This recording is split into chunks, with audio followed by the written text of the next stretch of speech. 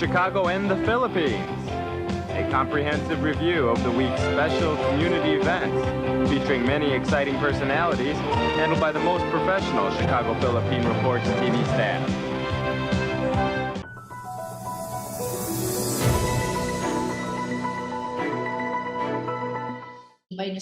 Vice President Leni Robredo gets another pledge of support, this time from over 200 former officers and retirees of the United Nations and its attached agencies. Among all the presidential candidates, they believe Robredo is the most capable of leading transformative change in the country. They also believe her platform of government encompasses the most pressing issues of society, including healthcare, food security, and justice. Leni! On Friday, Robredo held a virtual meeting with Filipinos overseas. Para sa talagang pipiliing mga ibang bansa, sisiguraduhin natin protektado at may matibay na support system ang OFWs. Papasok tayo sa mas maraming bilateral labor agreement. Senator Manny Pacquiao and his wife Jinky meanwhile made rounds in Rizal. Pacquiao reiterated his vow to provide decent housing for poor Filipinos and to hold corrupt officials accountable. Isa po yung priority ko, yung pabahay, pagbibigay ng sanay tahanan at hanap buhay sa bawat pamilya. Hindi ko masikmura yung pagnanakaw, pagsasamantala, ginagawa nila ng hanap buhay ang gobyerno.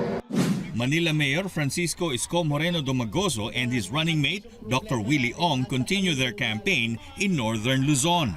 Moreno held a town hall meeting in Pangasinan. He vows to reach out to more ordinary Filipinos and hear their concerns.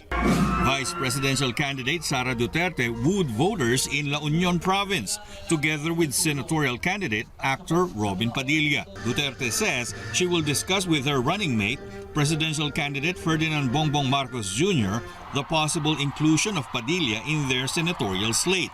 The tandem of Senator Panfilo Lacson and Senate President Tito Soto went to Baguio City, where they endorsed the re-election bid of Mayor Benjamin Magalong. Magalong, for his part, endorsed the Lacson and Soto tandem. Nakita ko yung pagiging visionary. Talagang he cares for the city of Baguio. From the time na nakilala ko siya doon sa service hanggang ngayon, siya pa rin yun, siya pa rin. On Saturday, Lacson is expected to receive a Lifetime Achievement Award from the Philippine Military Academy Alumni Association. Criticism continues to be hurled at the Commission on Elections Oplan Baklas, a nationwide campaign to take down election propaganda materials posted outside designated common poster areas and those not compliant with the mandated measurements. University of the Philippines College of Law Constitutional Law Professor Dante Gatmaitan says this is a form of censorship and curtailment of one's right to free speech and of expression, guaranteed under the Constitution. If you look at the big picture here, the Commission on Elections is shutting down or regulating my expression of free speech, political speech. Not just any right; it's the right to participate in the public discourse by expressing your personal views on the issues. That's what we are trying to present here. Gatmaitan explains campaign posters, streamers, and other materials tackling election issues that are posted inside residences and other private property fall under these fundamental rights. In its decision in the case of Diocese of Bacolod versus Comelec in 2015, Gatmaitan says the Supreme Court held the poll body does not have the mandate to regulate or limit the speech of the electorate who actively take part in the political exercise. The case involved giant streamers put up by the diocese, differentiating as Team Life, lawmakers against the passage of the reproductive health law, from Team Death, which comprised lawmakers who backed the measure. What the court was saying there is that there was no authority on the part of the government to regulate that kind of speech at all. The problem here is a lot of people don't know that the COMELEC has no authority to regulate speech within their own homes. Retired COMELEC Commissioner and former Constitutional Commission member Rene Sarmiento explains the High Court ruling allows for regulation of speech in the context of election paraphernalia, though subject to 4 conditions, which include provision by law and the regulation must be reasonable. So kahit may regulation, it must respect or meet these 4 conditions to make that regulation valid. One of the conditions, the regulation must be reasonable. Okay? Number 2, affected is the right to property of that private owner. Property niya yon. Freedom of expression niya yon. Dapat pinig siya ng panahon to explain. Hindi arbitrary to remove that election propaganda. UP College of Law Assistant Professor Michael Tew Jr. agrees. COMELEC and its deputized agents may not indiscriminately enter private property and dismantle election propaganda materials without the owner's consent. Dahil pribado nga yan, no? Hindi basta-basta nakakapasok ang sino man sa isang private property. So, kailangan magpaalam muna sila sa subdivision mismo at lalong-lalo na doon sa may-ari ng property na kung saan sila magbabaklas. Also, in the 1992 Supreme Court case filed by then-senatorial candidate Blo Umpar Adyong versus COMELEC, which involved the prohibition and posting of campaign stickers on mobile vehicles, the High Court ruled the bar was in violation of the right of free speech and of expression, and no person shall be deprived of his property, in this case campaign materials, without due process of law. The camp of presidential contender and Vice President Leni Robredo is still studying whether to pursue legal action against the taking down within private premises of election materials supportive of her bid. In their individual capacity, her lawyers are willing to assist affected supporters in the legal battle. The COMELEC maintains, under the Fair Election Act, it has the authority to impose limitations and regulations on campaigning and the use of campaign propaganda. COMELEC spokesman Director James Jimenez asserts this is aimed at leveling the playing field for all candidates, regardless of their capacity to launch a campaign. The poll body once again denied its personnel and agents have been involved in the taking down of campaign materials absent consent. Even in the last couple of days, when all of this was really blowing up, what was not being said was that in those cases where they entered into private spaces, the people had asked for permission. Humingi sila ng paalam. We do not go invade private spaces. We do not go invade private residences for the purpose of enforcing our rules. The COMELEC is open to revisiting its rules on Oplan Baklas amid the backlash. It's given us opportunity to sort of pause and revisit a lot of these policies.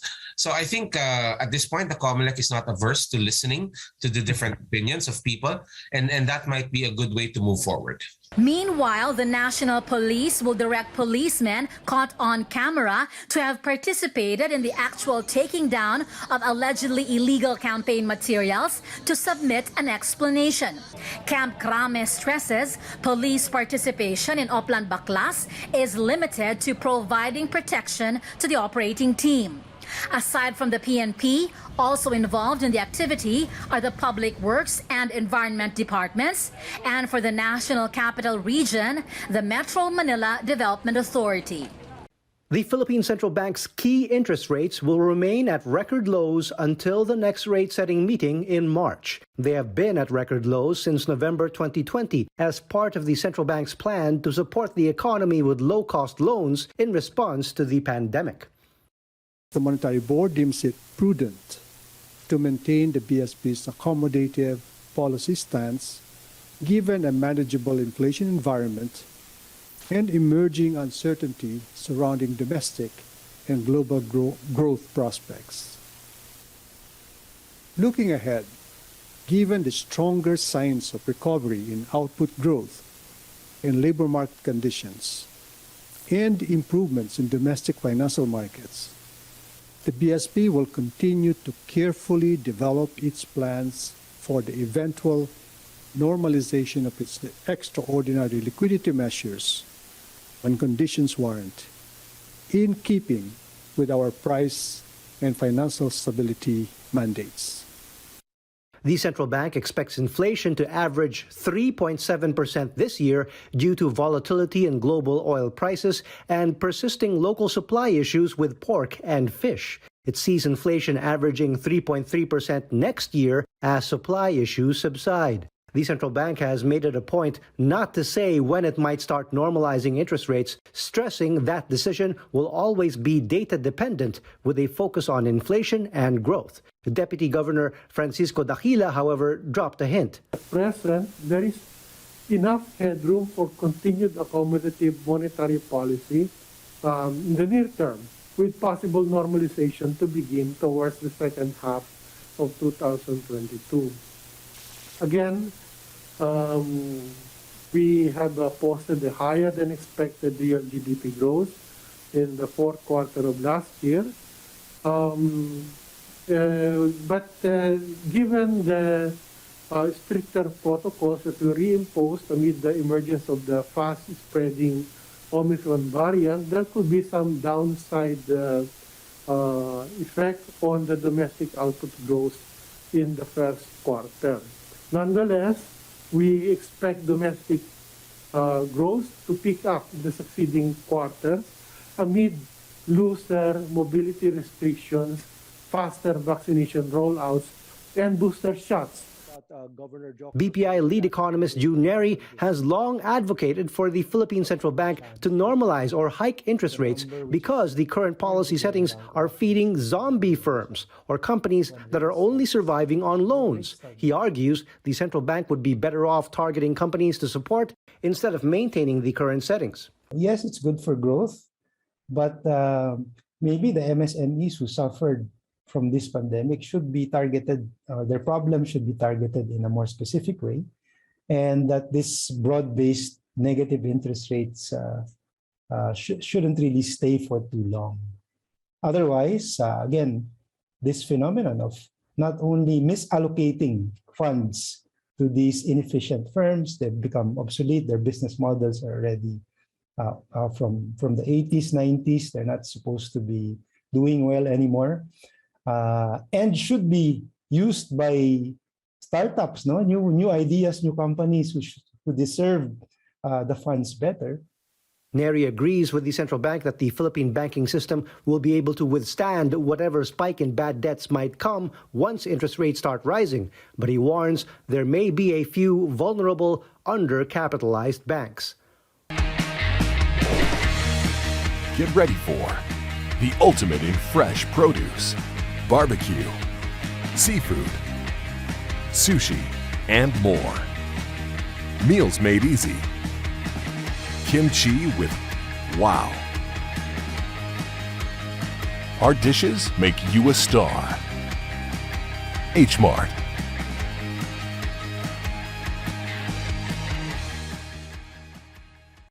This is the future.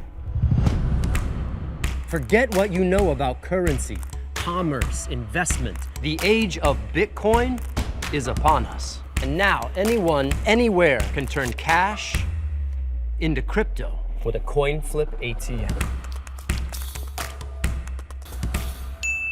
Booyah.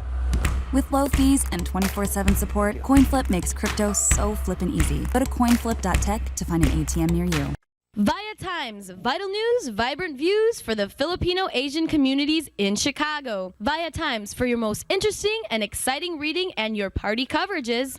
Via Times has very interesting columnists. You name it, Via Times has it. Law, Filipino news, dentistry, immigration, humor, serious opinions, health, beauty, mysticism, Bata Corner, showbiz, and intelligently written editorials. Call Via Times at 773-866-0811.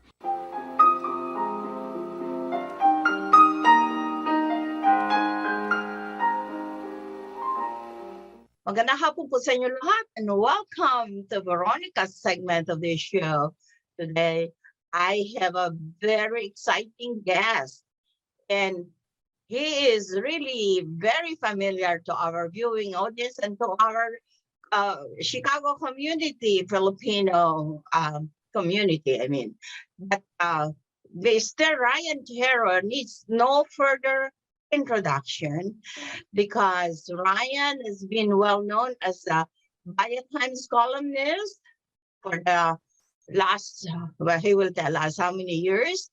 And he has appeared in our show before. Welcome to our show, Ryan. And Ryan from San Antonio, Texas today will be telling us about his life there. Welcome to our show, Ryan. And he will be talking to us about some interesting topics that really involves the Chicago community. Welcome, welcome. Kumusta na? Okay, Lab, thank you so much, Tita V. Thank you, Via Times, for this opportunity to join you on this beautiful day, interviewing and sharing information and just updating the community of what's life as a columnist writer, as a community organizer, as an advocate for Filipino Americans. It's just a lot of things to share with our community. So thank you for this opportunity, and I'm so glad that I'm here today. Okay, Ryan.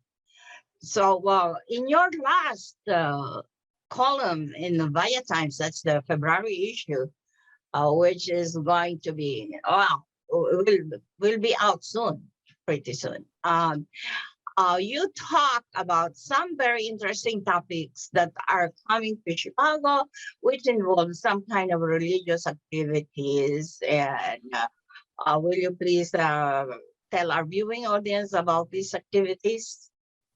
Yes, I was very honored to feature the Feast of San Antonio that was organized by the Diocese of Joliet, and it's so amazing how a lot of Filipino Americans, parishioners in that area of the south suburbs of Chicago, of Joliet, had organized the feast of Santo Nino, and my friends who are organizers, Joanne and June Turiha, they were able to work with the diocese and come up with such a great event. So it's a religious event, but then it's something that we observed also in the Philippines. So kind of like bringing it back here is actually bringing our culture, from where it came from. So it's a really great event, and I'm so honored that I got the opportunity to talk to them. I featured them in the Via Times and promote the organization. So I think it's about time that really our community here in Chicago or in America would continue to observe, what religious activities that we have back in the Philippines. So thank you for that. Okay, very good.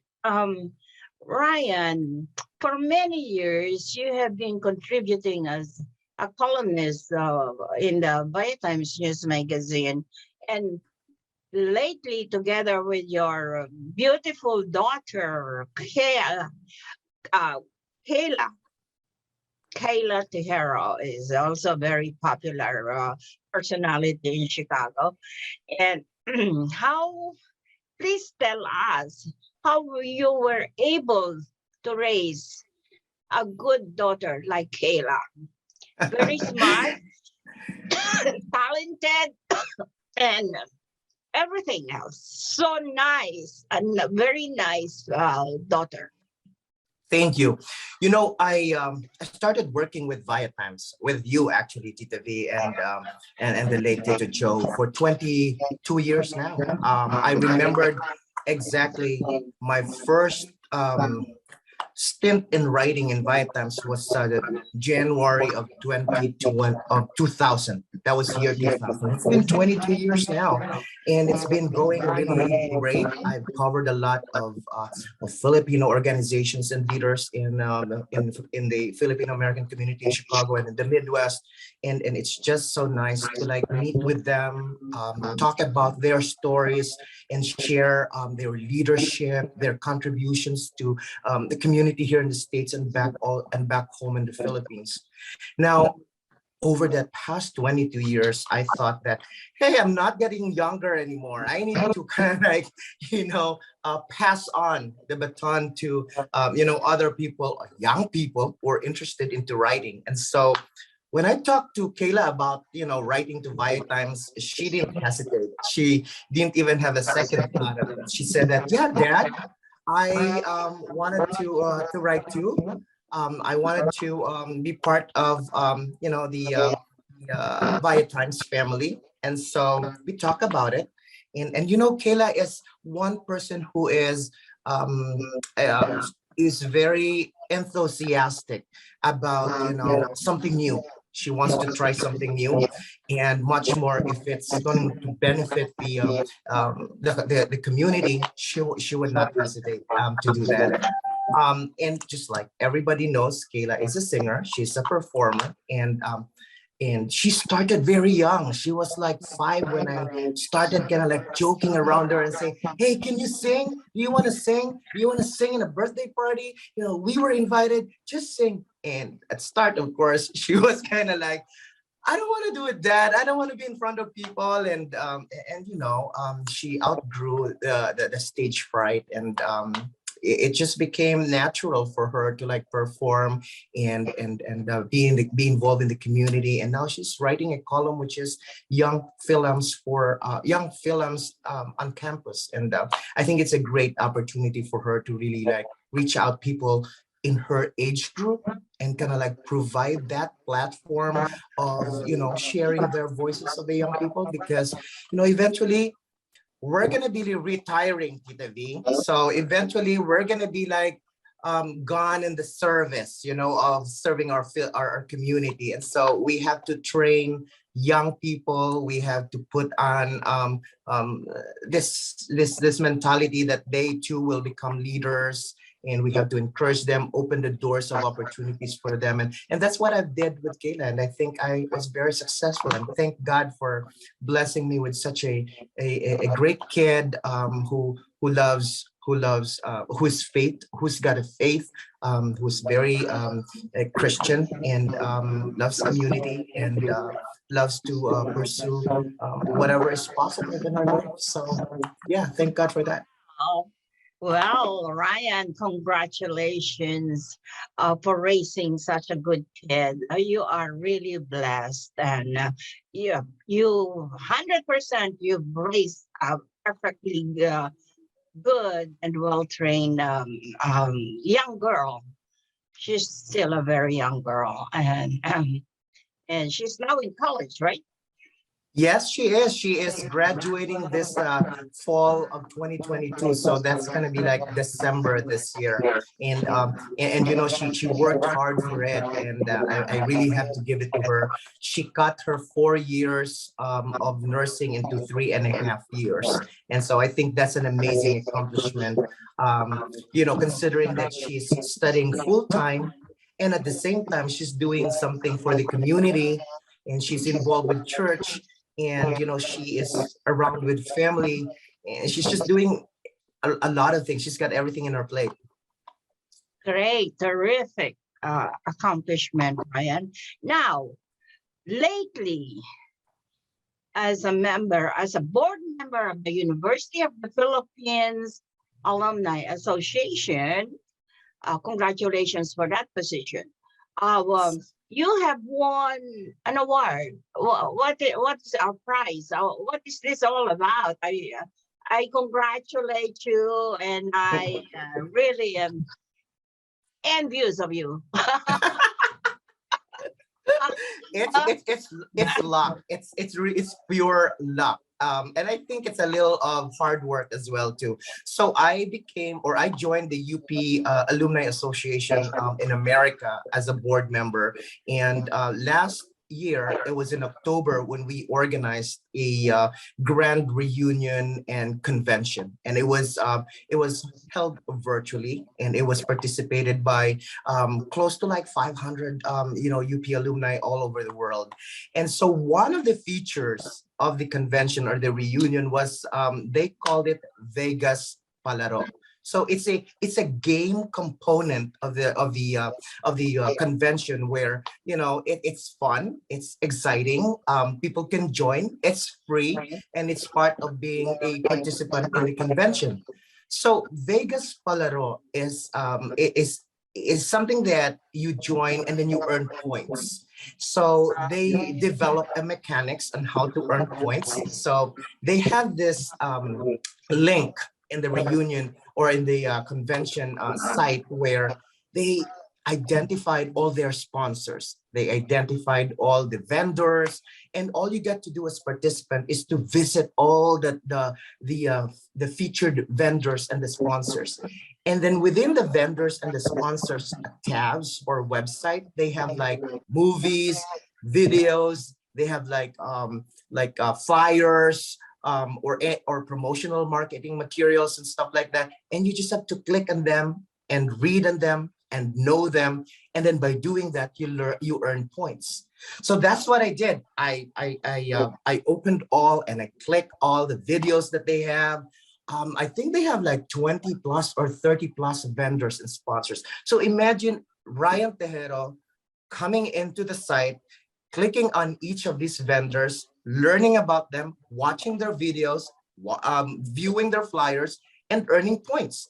And at the end of the convention, they totaled all the points, and I got the highest point, which means that I visited a lot of almost all of the vendors and sponsors. And so when I got the highest point, the first prize for that, or the top prize for that, was a round trip ticket to the Philippines courtesy of Philippine Airlines. So I got that top prize, Tita V. Wow. Yes.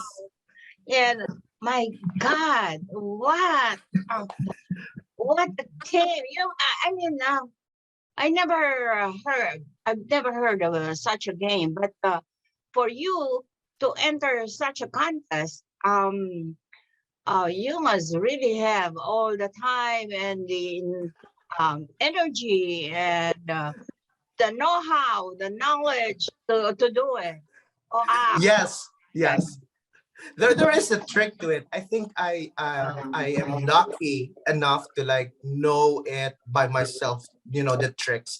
So I stayed long nights, of course, to kind of like view all those stuff. I'm just competitive in nature. I like to join contests, and whether I win or not, my mantra is always like, do your best, Ryan. Get into something and just do your best and win. If you don't win, that's fine too, as long as you participated and you did your best. So that's what I did. And you know what? The second prize winner was actually very close in terms of points to me. I think the margin was about 1,000 points. Like let's say I have like 285,000 points, and the second place was like 284,000 points. Oh, wow. So it was too tight. It was very close. Right. It was very close. And there was only one winner, right? No, there are 5 winners. There were 5 top prizes. So the first prize was the round trip to the Philippines courtesy of Philippine Airlines. The second prize was like a 3-day stay in Las Vegas. And then there was like $200. The third prize was like $200 worth of gift card. And the fourth and the fifth prizes were like $100 worth of gift prize. So I was really aiming for the top prize because, the last time I went home back to the Philippines was 2016. And with the pandemic, you cannot just like plan and even if you have the money, you just don't want to take the risk of, getting the virus and that travel. So, but now, Tita V, I have the round trip ticket, and it's going to be valid up until October 2022, like this year. So I still have like, a few months to think about my dates, when to go home, but I want to go home. All right, nainggit na ako. Oh my God, you're so lucky. But maybe by the time the lockdown or the quarantine will be lifted. I hope so. Philippines. That's one thing that is really stopping some people from going there. That's true. They're really very strict in quarantine. But True. anyway, I wish you good luck, more good luck to you, and more winnings. Ang Thank husay you. ko, husay talaga ni Ryan. Okay, one last word. We're almost done with this interview. One last word you want to say to our viewing Chicago audience? Yes. First of all, I'd like to encourage everyone to stay safe and keep getting involved in community events. You know, Chicago Filipino American community has a lot to offer. We have a lot of strong leaders. We have a lot of strong organizations, and we have a lot of community supports. And I think that with well-planned and well-structured and well-organized events, we could do more for our fellow Filipino Americans. So as a community writer for Via Times, I would like to invite you to reach out to me, and if there's anything that I could be of help that we could publish for the good of the community, please let me know. And know that Via Times, the award-winning news magazine in America, is always here to support you.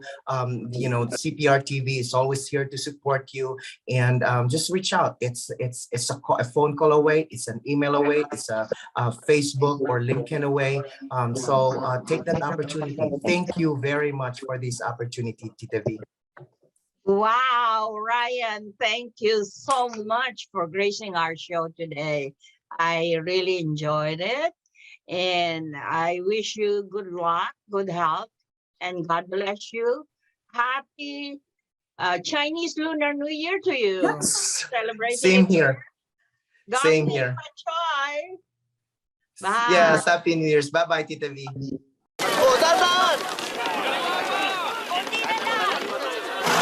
Yan! Dito na! Perfect!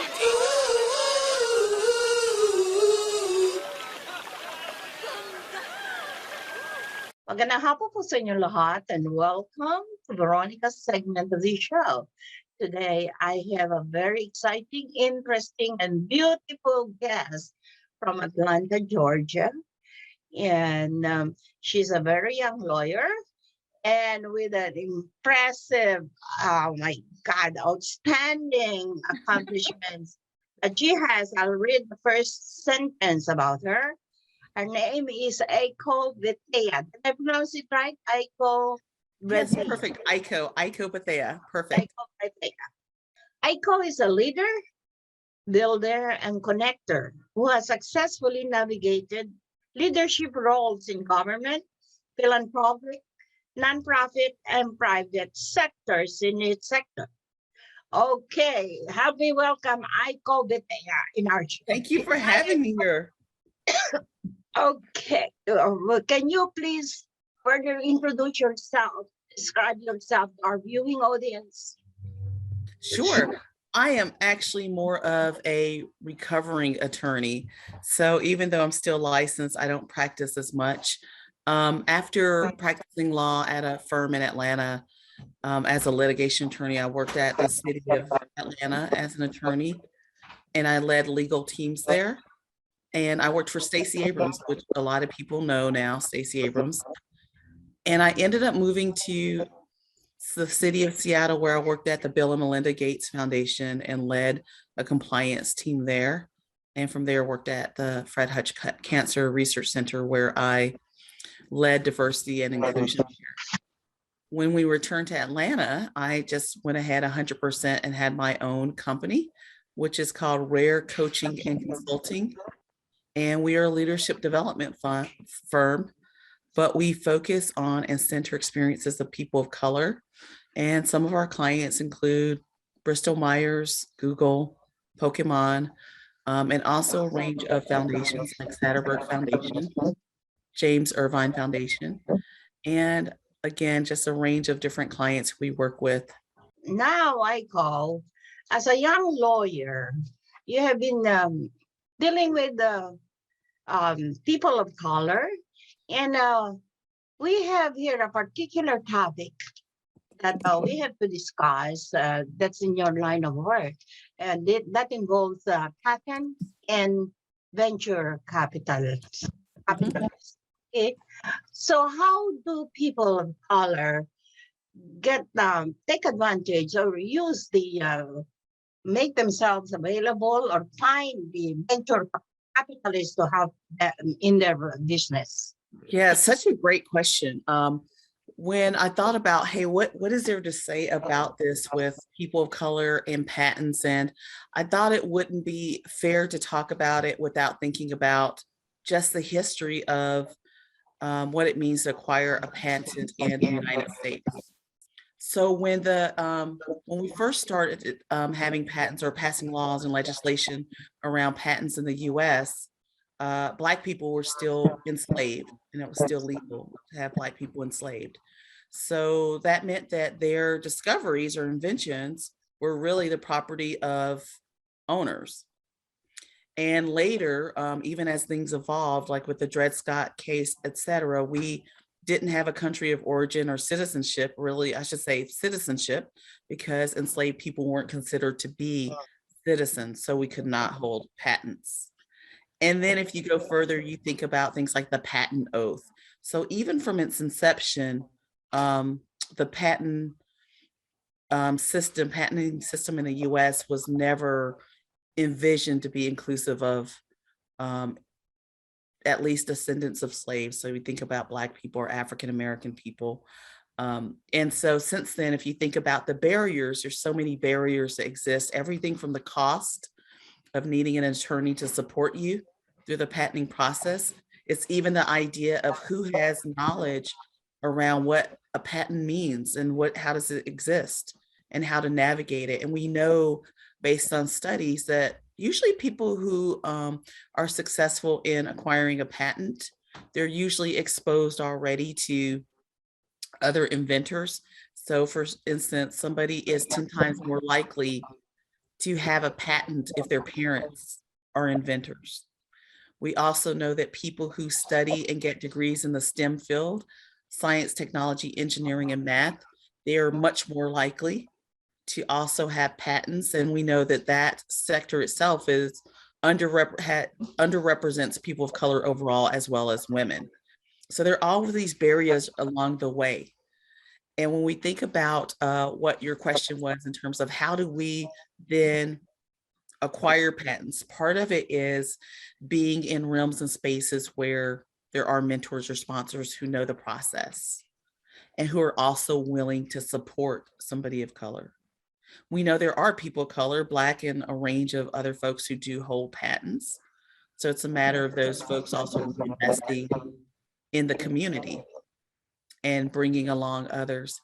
There's also this part about the patent, USPTO, the U.S. Patent and Trademark Office, doing its work to make the process more accessible and transparent. And within the last couple of years, they passed legislation called IDEA, which meant that the USPTO was starting to track demographics of who filed for patents and who acquired them. We never had that data actually being tracked in that way. So there are different things that are happening, even in terms of trying to get more people of color in STEM. That makes a big difference as well. So there's a series of things that happen. I heard you say about VCs, so venture capital funding also. We know that founders who own patents are more likely to receive VC funding. We also know that funders are usually white, majority white. And we know that people usually fund folks who look like them or are within their social network. So we need to actually disrupt that system as well. So the more that there are other people of color, Black folks being brought in, the more we know that it's going to actually shift and disrupt the system overall and get more, not only people of color who have patents, but also receive funding. Okay, Aiko, is there a large number of people who are securing patents and after that they try to get venture capitalists with their inventions or their trades, right? And is there a large number? Do you have the number of our people of color? So, you know what? I don't have the number on the top of my head, but I do know that even when in looking at studies where it was tracked, like if you think about from 1976 to 2008, one of the studies showed that there were only for African American inventors awarded 6 patents per 1 million people who were awarded patents. So it already tells you the disparity there. But only recently has the US Patent and Trademark Office been tracking even the demographics. So we don't have precise numbers overall. All right, very impressive. Okay, so what I wonder, because I always associate patents to inventions.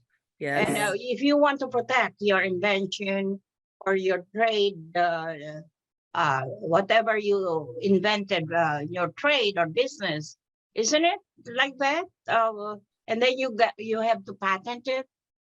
Well, you apply to be able to patent it, Yes. and it is a way to protect what you've created as well. But there is a whole process that people have to become educated on. But it can also be an expensive process, Veronica. So that has another part to play in it in terms of hiring attorneys. And the other part is there is this aspect of who gets to get to the courthouse first also.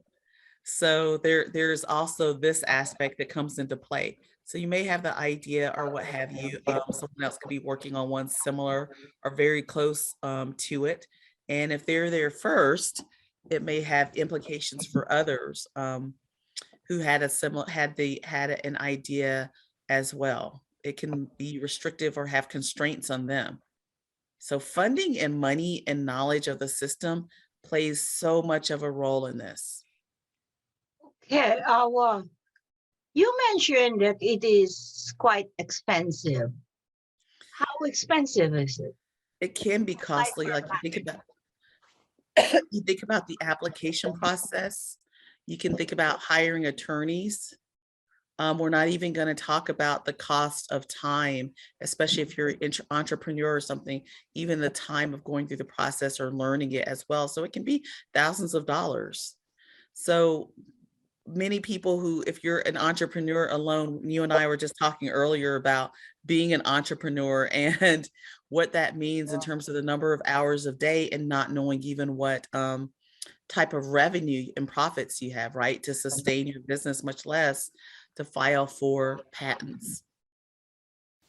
How would the person know that with the patent that they have that they are really protected, or because they have the patent number and everything, and they have filed, and so how protected are they?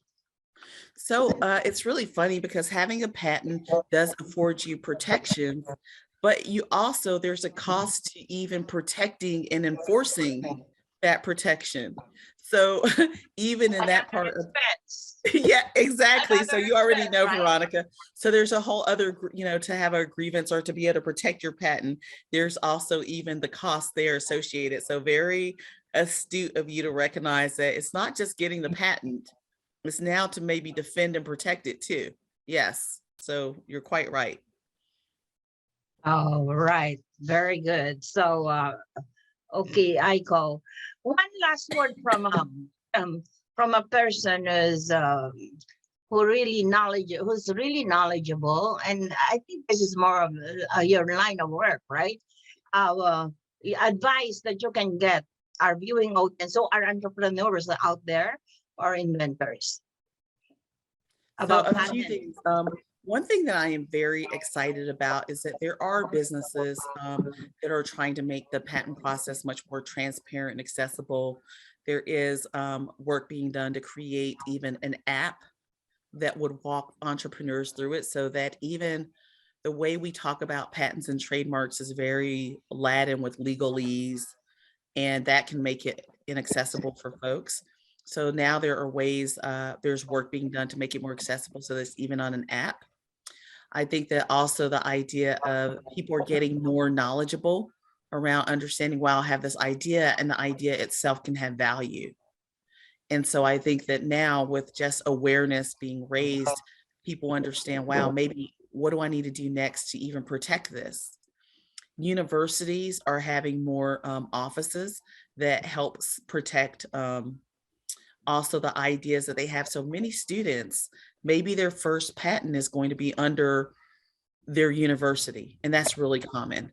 But at least they're becoming educated about what the process is so that at some point they want to file on their own. So now universities are also not only thinking about their own portfolio of patents, but they're also doing the work of educating their students. Because now you have universities that have programs around entrepreneurship. You have programs around even supporting women and people of color to go through the process. So they're being more intentional. So I feel that resources are more accessible. So if you are somebody who's trying to go through the process, there's more information that's readily available to you. There's more free programs as well. And so also when you're thinking about getting funding, some of the funding can be to ask to protect your intellectual property, right? Usually when we're thinking about getting funding for our businesses, our small businesses, we're thinking about paying employees, we're thinking about operational overhead. But one of the things we can start including in there are things like attorney's fees in order to protect our patents or trademarks. So having those as part of the things we include in our business costs, or even if you're getting grant funding, include that as well. Very interesting. But how about, okay, you said there is now, it's being offered in some universities, and I guess there are some outfits out there who offer that too. So next question is, how is finding a venture capitalist included in that subject or topic that about patents? You're so savvy, Veronica. So it's not always the case that VC funding is going to come with you filing a patent or getting one. But we do know that it increases the likelihood and the value of your organization when you have patents. So you already have built-in equity, you have protection over your ideas, and that's much more appealing. But even to be able to get VC funding, we know that there's still that barrier for people of color. So there may be the work about getting the patent, and there's still the part about if you want to get funding and grow your business, there's still another barrier there. You may be more appealing because you have your patents, but you still have to garner the attention of venture capitalists. And we know that the numbers reflect that people of color, especially Black people, receive the least amount of funding. So that system itself has to be disrupted. And part of that means that people who are wealthy, of course, if they're white or any other race, to pay more attention to being willing to fund and invest in entrepreneurs of color. But the other part is also that wealthy people of color, or Black folks too, are willing to invest in entrepreneurs of color as well. So we still have that barrier that we have to work through as well. Do they have to resort to hiring a very good lawyer like you in applying for a patent? Well, unfortunately, I am not a patent attorney, but I would say it would be helpful to have an attorney in your corner. I think that students have a little bit of a leverage because they have the resources of their universities.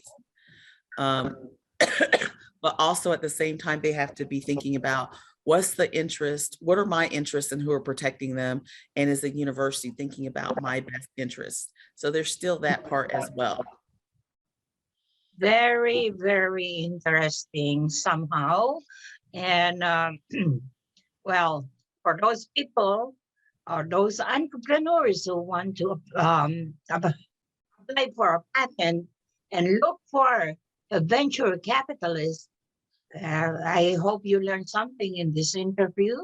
If not, we can always call, or I call Bethea, and you can give me a call to give you her information. That's Oh, right. And is I that and I okay? can always recommend many patent attorneys who would support them, and a lot of patent attorneys of color who would be very useful and supportive, and I am more than happy to supply that. All right, very good. Aiko, it was really very informational, very interesting, and I hope our viewing audience learned something today. Of course, I know I learned something, and it's really something that's out of my territory anyway. And It was great just speaking with you, Veronica. Thank you for having me. yes, thank you for gracing our show today. And until next time. Okay. Maraming salamat po sa inyong panonood. Ako po si Veronica. Enjoy the rest of your weekend. Bye, Aiko. Thank you. Thank you for having me.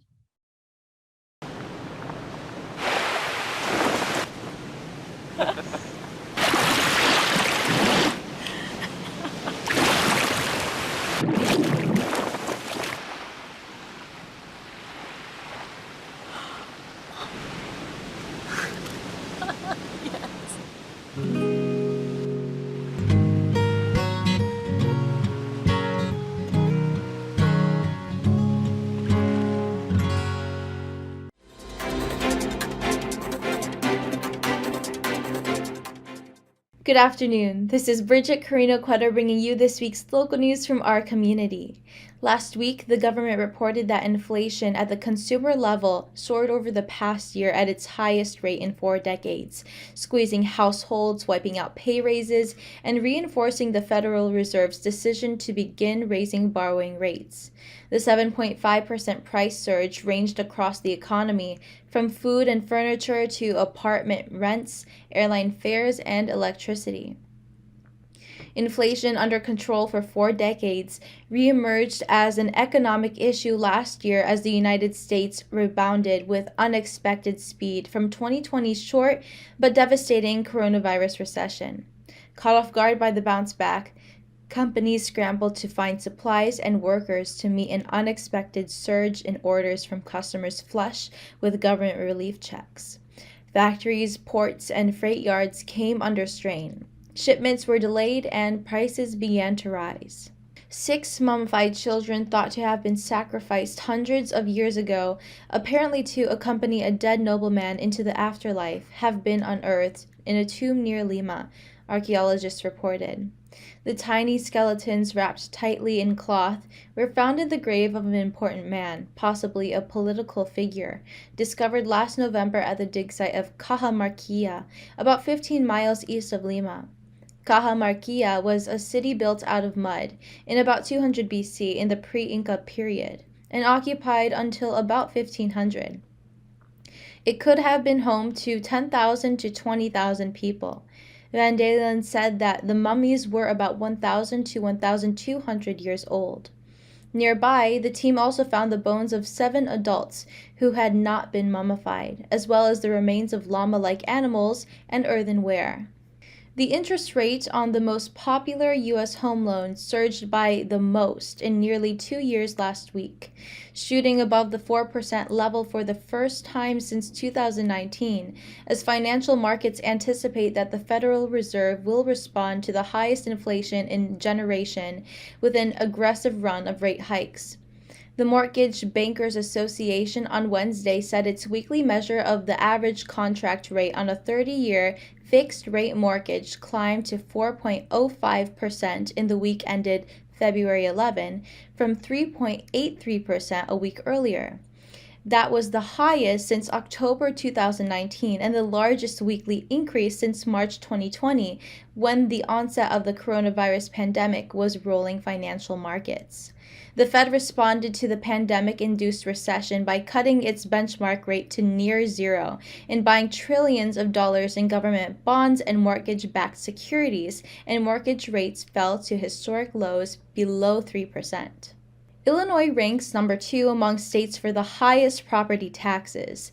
The median property tax rate statewide is 2.27%, and every year it feels like they go up a little more. In fact, residential property taxes have gone up 83% across the state since 1996. If rising prices weren't inflicting enough pain on everyone, this year, Chicago residents are also facing a $76.5 million property tax increase that will disproportionately hurt low-income, cash-strapped homeowners and renters. Unfortunately, this is only one of many property tax hikes in recent years that have led to Chicago property taxes nearly doubling in a decade. Rising pension debt and high property taxes are a perfect storm for Illinois homeowners. It doesn't motivate people to work harder, but encourages them to leave the state instead. Relatively higher costs in Illinois explain why property values increased nearly 39% less in Illinois this past year than the rest of the country. While homeowners in other states experienced a large increase in housing wealth in 2021, Illinois homeowners weren't as lucky. It's a problem we have to solve. Governor J.B. Pritzker's office is defending the incumbent Democrat continuing to pay $1.5 million a year from his personal wealth to subsidize the salaries of 15 top employees in his administration that taxpayers are already paying $1.6 million. Since taking office, the governor has been supplementing pay for some of his top staff with private dollars from the East Jackson Street LLC he controls. During a Senate Appropriations Committee hearing Monday, Pritzker Chief of Staff Ann Caprara defended the practice amid a tough labor market. His priorities are retaining and attracting the best possible people to work for state government and to work for his office personally, Caprara said. That's all for today. Thank you for watching our news this week. This is Bridget. See you next time. We would like to welcome all of you to Baladna Jewelry. We have a very big selection of 21 karat gold jewelry imported from the Middle East, from Dubai, Saudi, and Bahrain. And we have a very big selection of diamond. We offer free financing for 6 months, and we have a layaway system which you can leave your stuff for 3 months. We repair gold and we buy old gold. Welcome to Baladna Jewelry. Salamat po!